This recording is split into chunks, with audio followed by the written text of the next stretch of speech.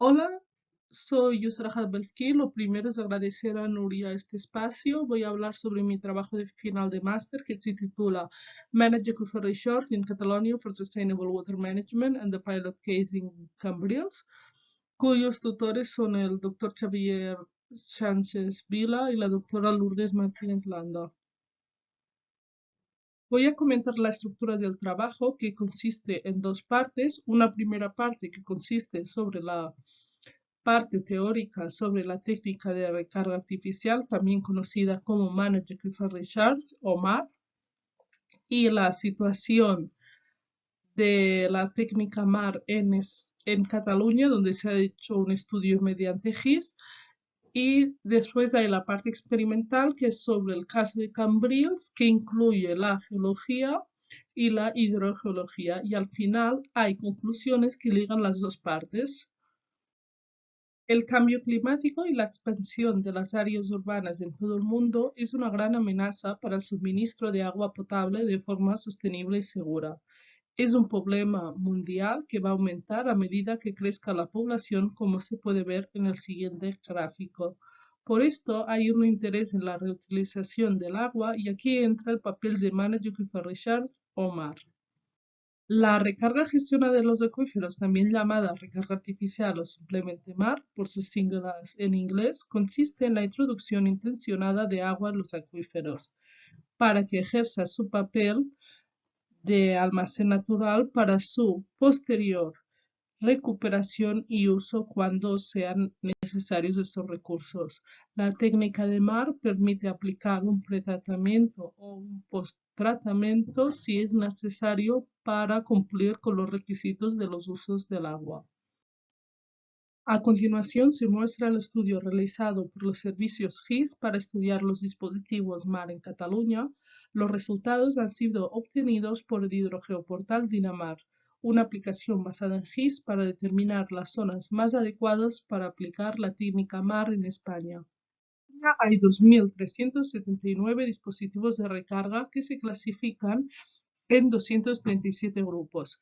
Para simplificar, estas instalaciones de recarga lo clasifiqué en balsas de filtración, dispositivos de filtración, pozos y canales y combinaciones de estos dispositivos, centrándome en los tipos generales de MAR clasificados por Dillon en el 2005 y no los subtipos para una mejor comprensión. Se ha calculado el área media y el porcentaje, el número de grupos de dispositivos y también cuáles son dispositivos únicos y cuáles son dispositivos combinados. A continuación se muestran los resultados en gráficos circulares para una mejor comprensión. Se observa cómo la mayoría de los tipos de dispositivos que hay son únicos, ya que se adecuan mejor a las necesidades del sitio, y que los pozos son el tipo de dispositivos más usado. También comentar que las balsas de infiltración son las que ocupan más área. A continuación, en esta tabla se muestran los costes de inversión media. Se observa cómo los pozos que utilizan más de 50 litros por segundo de agua potable presentan el mayor coste, ya que incluyen costes de tratamiento, y los dispositivos que utilizan los diques en los ríos presentan los costos más bajos, siendo 0,1 euros por metro cúbico por año. El caso piloto tiene lugar en la estación depuradora de aguas residuales La Edar de Cambrils y está financiado con fondos europeos. El proyecto se llama Reactive Barriers for Water Renaturalization during Managed Aquifer Recharge in the Basque Camp Region, REMAR, y el beneficiario coordinador es Comagua. El objetivo general del proyecto de REMAR es complementar la técnica de tratamiento de suelo acuífero, un tipo de mar disperso con una barrera reactiva para recargar el acuífero de Bascam con agua tratada en la estación depuradora de aguas residuales de Cambrils.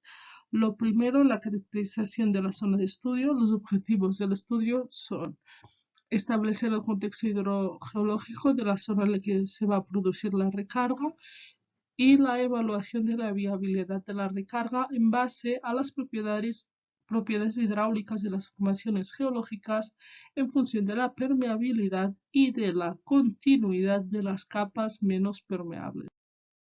En esta diapositiva se puede ver la edar en planta y las balsas de las que se va a aplicar la técnica de suelo y acuífero, mar dispersivo, y en este esquema transversal se puede ver dónde van a estar localizadas las capas, las barreras reactivas. La edar depura 4 hectómetros cúbicos al año de aguas residuales con un caudal de 6.000 metros cúbicos al día en invierno a 16.000 metros cúbicos al día durante el verano debido al incremento de la población por turismo.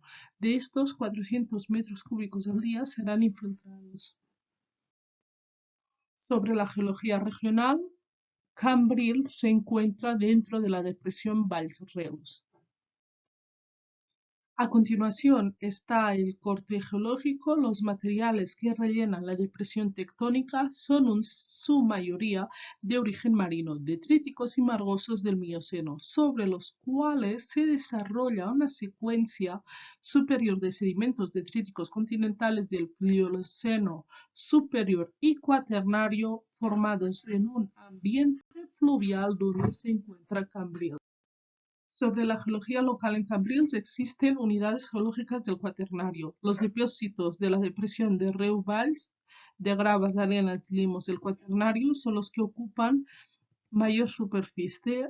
Esta información no es suficiente ya que hay un interés en saber cómo va a ser la infiltración verticalmente en función de los materiales, y por esto se realizaron sondeos y a partir de la información de los sondeos realicé las columnas estratigráficas y la correlación.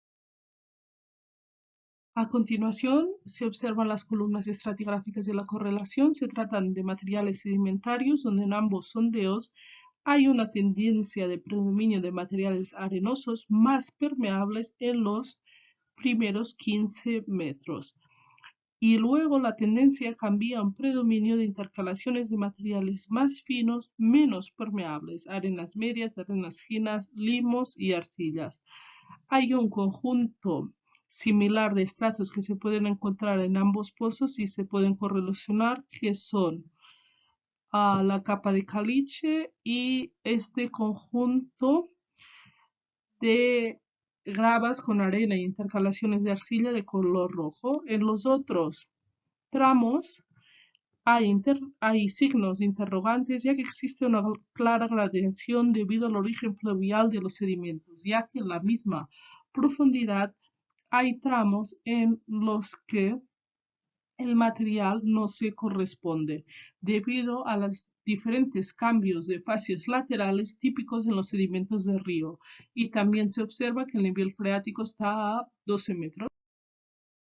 Sobre la hidrogeología regional se puede observar cómo la edar de Cambrils se encuentra dentro del acuífero detrítico Plio cuaternario del campo de Tarragona-Baix-Camp, y en este mapa piezométrico se observa cómo el agua drena hacia el mar. Para poder evaluar el acuífero y los parámetros hidráulicos es necesario estudiar la hidrogeología. En la geología local se desarrollaron las siguientes pruebas por orden de ejecución. Los SLAC-test para estimar la conductividad hidráulica in situ, estos datos fueron proporcionados. Los ensayos de bombeo en S1 y en S2 para caracterizar el acuífero, estos datos fueron proporcionados, y los ensayos de inyección en S1 y en S2 para obtener los parámetros hidráulicos de los sedimentos inmediatamente arriba del nivel freático, la zona no saturada. Yo trabajé con estos datos. El análisis de los ensayos de inyección se ha realizado según la siguiente metodología. Lo primero, la corrección de las posibles tendencias que pueden afectar a las mediciones, dando lugar a una interpretación errónea del ensayo. En este caso no ha sido necesario. Luego, transformar los niveles medidos en descensos. Lo tercero, trabajar con los datos de recuperación. Posteriormente, el filtrado de datos y finalmente el suavizado de datos para trabajar con derivadas, lo conocido también como gráficos de diagnóstico, ya que los datos medidos son difíciles de usar. Para evitar este problema se utiliza un método de suavizado de datos desarrollado por Ramos y otros en 2017. Para explicar la interpretación de manera ordenada, se sigue la siguiente pauta desarrollada por Cooper y Jacob en 1946, que consiste en dibujar los datos originales. Si los puntos de observación se han visto afectados por el ensayo, se calculan los parámetros hidráulicos, la transmisividad y el coeficiente de almacenamiento utilizando los datos de los descensos en un gráfico semilogarítmico. Luego se calculan las recuperaciones por el método de Agarwal en semilogaritmo y se identifican las diferentes pendientes por el método de Cooper-Jacob para la aproximación a los parámetros hidráulicos. Y finalmente se grafica la derivada de los descensos junto con los datos de recuperación de Agarwal en la misma gráfica para poder establecer el modelo conceptual y los parámetros hidráulicos. En esta diapositiva están los datos que obtuve para el ensayo de inyección S1. Aquí está la curva de descensos, esa es la curva de derivada. Aquí hay las diferentes pendientes a partir de las cuales obtuve las diferentes transmisibilidades que varían de 14 metros cuadrados al día a 76 metros cuadrados al día. A continuación están los resultados que obtuve por el ensayo de inyección S2. Aquí está la curva de descensos, aquí está la curva de la derivada, los diferentes pendientes a partir de los cuales obtuve las diferentes transmisibilidades que en este caso varían de 10 metros al cuadrado al día a 76 metros cuadrados al día.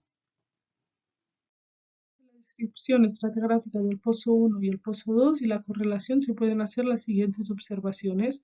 El caliche puede ser una barrera a la infiltración del agua hacia abajo porque se trata de material poco permeable y en este caso no va a presentar un problema porque se va a excavar al construir las balsas y sobre los ensayos los valores de transmisividad son más altos para las pruebas de inyección que para las pruebas de bombeo, como se puede ver en las tablas que voy a mostrar, en la tabla que voy a mostrar a continuación.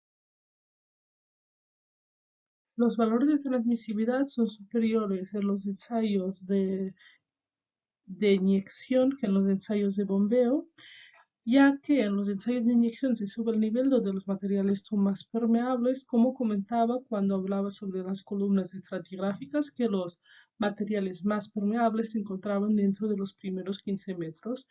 En cambio, en los ensayos de bombeo se desciende el nivel donde los materiales son menos permeables. También comentar que los del sondeo no terminaron de desarrollar bien los pozos, por lo que hay cierto efecto piel porque no se ha terminado de cargar el terreno del alrededor. En esta tabla se pueden ver los diferentes costes repartidos del proyecto de Remar de Cambrils. Aquí hay el coste total y el coste de operación y mantenimiento es de 0,144 euros por metro cúbico, considerando una renovación de barrera reactiva cada 4 años. Las conclusiones para la parte teórica son que el mar es eficaz como método de reutilización del agua y permite aplicar un pretratamiento y o un posttratamiento para cumplir con los requisitos de calidad del uso del agua si es necesario, que existen varios tipos de mar que se pueden ajustar a las diferentes necesidades de cada proyecto, que existe una necesidad de legislación de mar en España y que una evaluación económica de costes es difícil ya que hay muchos factores a tener en cuenta. Se ha visto como la caracterización geológica y hidrogeológica es fundamental para implementar MAR, que las pruebas de inyección presentan valores más altos en transmisividad que las pruebas de bombeo.